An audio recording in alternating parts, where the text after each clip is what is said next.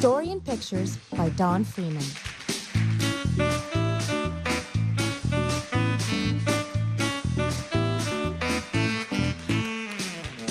Late one summer afternoon, Lisa and her mother took their laundry to the laundromat. As always on such trips, Lisa carried along her toy bear, Corduroy.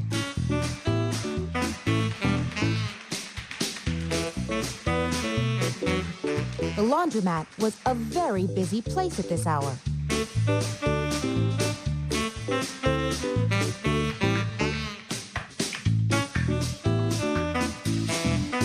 Now, Corduroy, you sit right down here and wait for me, Lisa said.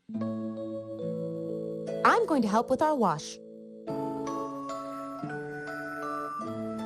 Corduroy waited patiently. Then he suddenly perked up his ears. Lisa's mother was saying, "Be sure to take everything out of your pockets, Lisa dear. You don't want your precious things to get all wet and soapy."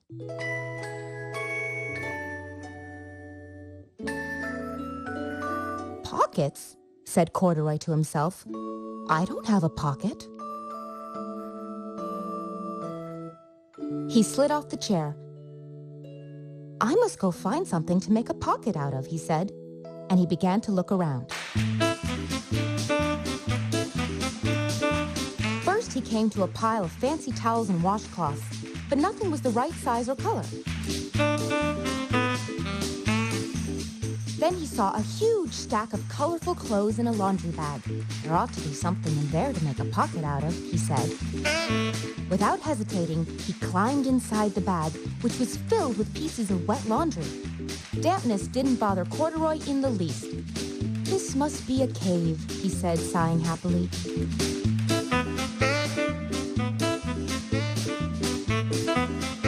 When the time came for Lisa to fetch her bear, he was gone. "Oh, Mommy," she exclaimed, "Corduroy isn't here where I left him." "I'm sorry, honey," said her mother, "but the laundromat will be closing soon and we must be getting home."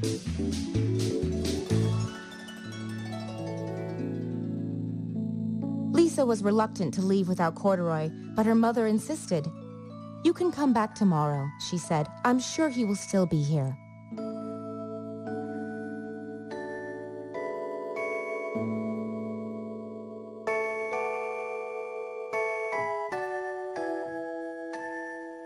As they left, a young man wearing an artist beret was taking his wet laundry out of a bag, the very bag Corduroy had discovered.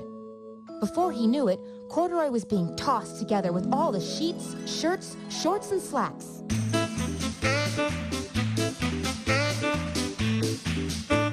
But just as the artist was shutting the glass door, Corduroy tumbled out onto the floor.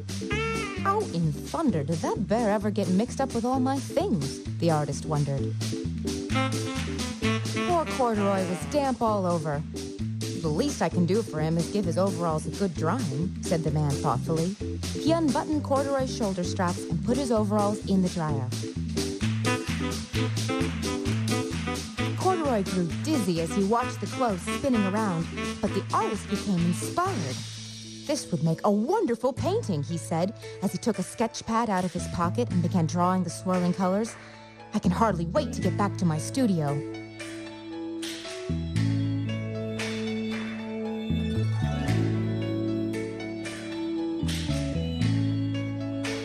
Finally, the dryer stopped whirling and the man gathered up the clothes. Then he helped Corduroy put on his warm, dry overalls. All at once, the manager of the laundromat called, "Closing time! Everybody out!"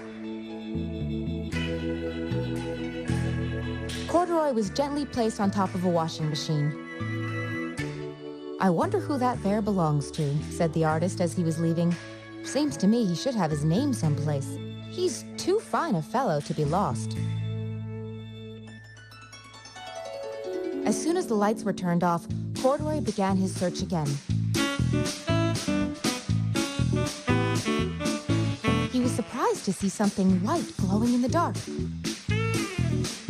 "Maybe it's snow," he said excitedly. "I've always wanted to play in the snow." He accidentally tipped over the open-lidded box. Gradually, Corduroy began to slip and slide. "Oh, what fun," he said with a smile. "I've always wanted to ski down a steep mountainside."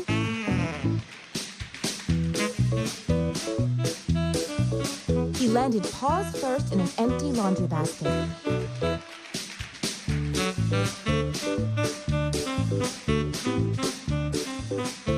"This must be a cage," he said, peeking through the bars.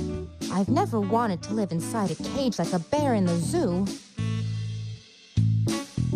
But by now, Corduroy felt drowsy, and soon he nodded off to sleep.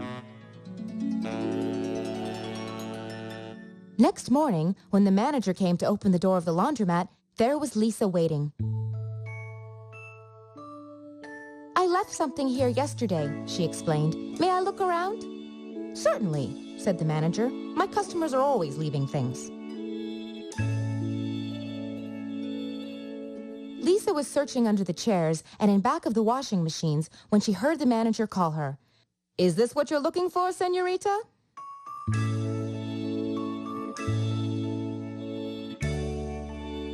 Yes, he's my best friend," shouted Lisa as she came running. She reached in and picked Corduroy out of the basket. "So this is where you've been, you little rascal," she said. "It's time I took you home." Lisa thanked the manager and ran out the door and down the street, holding Corduroy tightly in her arms. "I thought I told you to wait for me," she said. "Why did you wander away?" "I went looking for a pocket," Corduroy said. "Oh, Corduroy, why didn't you tell me you wanted a pocket?" asked Lisa, giving him an affectionate squeeze.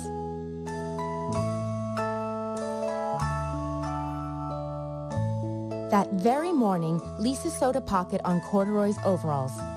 "And here is a card I've made with your name on it for you to keep tucked inside," she said. "I've always wanted a purple pocket with my name tucked inside," said Corduroy as he and Lisa nuzzled noses.